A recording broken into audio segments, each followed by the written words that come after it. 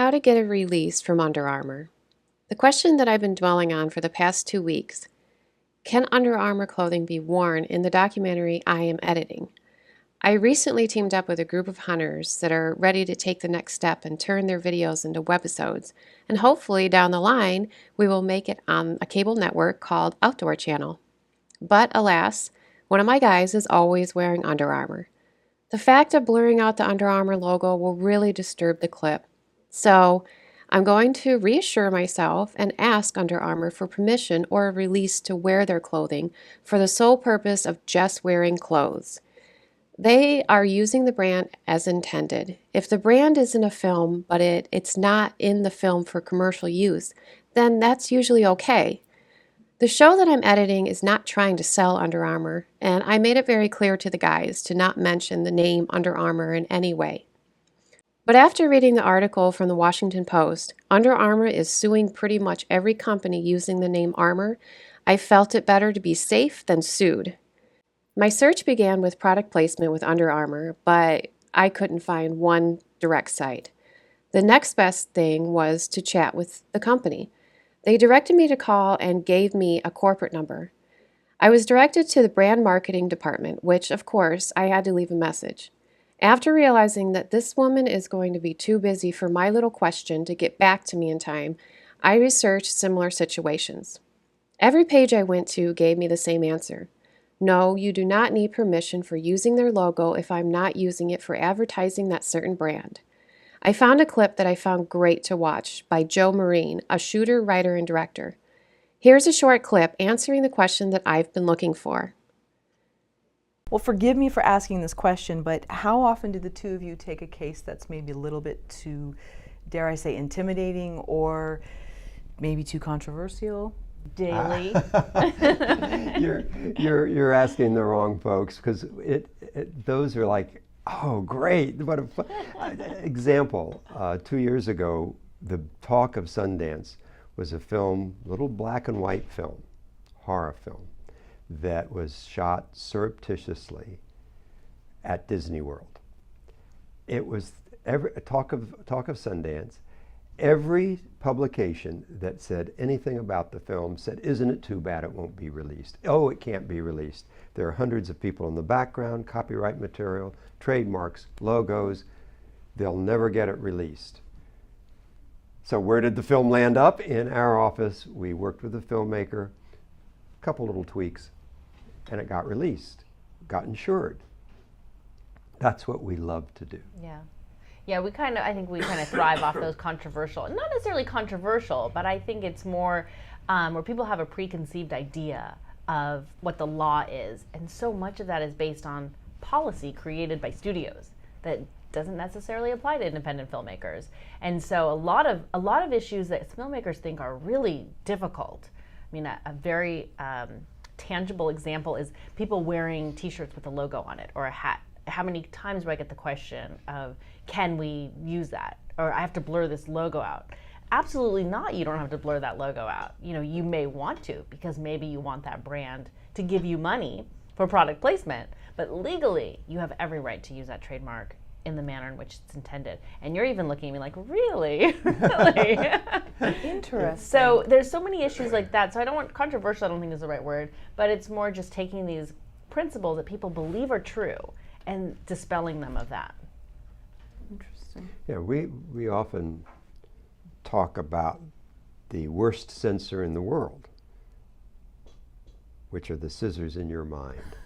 Okay. I was thinking People something have else. these ideas that they can't, they shouldn't. They'll get in trouble if they do. And we work with them so that they can be insured, which covers the issue of what happens if somebody comes after us. And film after film after film that are really difficult. I don't know if your camera's picking it up, but right behind us is a poster for Room 237. A third of that film was comprised of clips from The Shining, in a film that the Kubrick estate would hate. And they did. And they call. And we deal with them.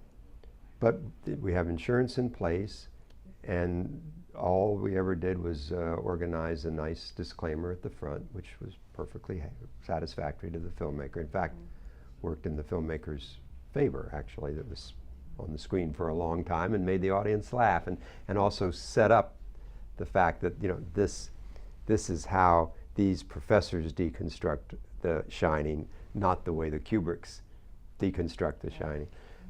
Gosh, we have so many examples. Yeah, there's a lot like that, and they're exciting for us because we feel that we open the door to filmmakers that they didn't know could be opened at all, you know. And when we get that satisfaction from a client, it's so satisfying for us, you know, to get that, and for a client to go, wow, thank you, I could have never made this movie without you. And I don't think a lot of lawyers get that in exchange, and it's very we're nice. Blessed. We're blessed. The first line on our website is helping artists tell their story their way, and that's what we're all about. So when somebody comes in, as you say, with a scare, it's scary to maybe other lawyers, maybe scary to them. We just wring our hands and say, "Oh, let us jump into this."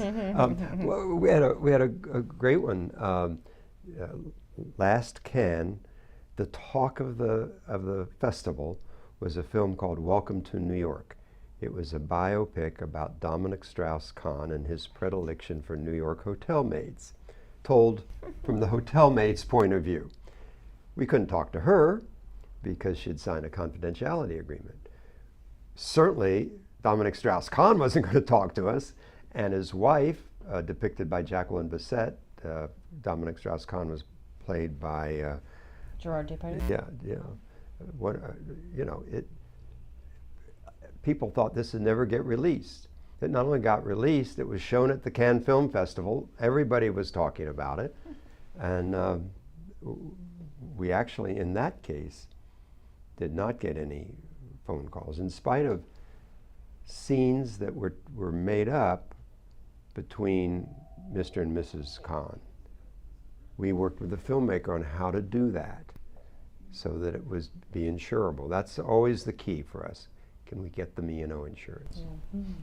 Is that where this safe harbor clause, or maybe I'm, you know, distorting the meaning of it, but is that where this all comes into play? Well, that comes into play on copyright infringement questions. Ah, okay. With the Dominic Strauss-Kahn example, those are personal rights. Right. Very Okay. different area of the law. And in Escape from Tomorrow, the black and white horror film shot surreptitiously at Disney World, you had personal rights of all the people in the background. You had a lot of fair use issues with trademark and copyrights that were present in the film. So that one had everything. It had everything, Yes. right. It was the full basket of it. Exactly. As far as obtaining a release, here's an example of a release form. I chose the materials release form because I'm obtaining permission to use the brand of clothing from Under Armour, not for advertising, but to have their brand seen in the episodes. I find that sending this form to Under Armour will relieve any confusion if they ever see their brand in the episodes.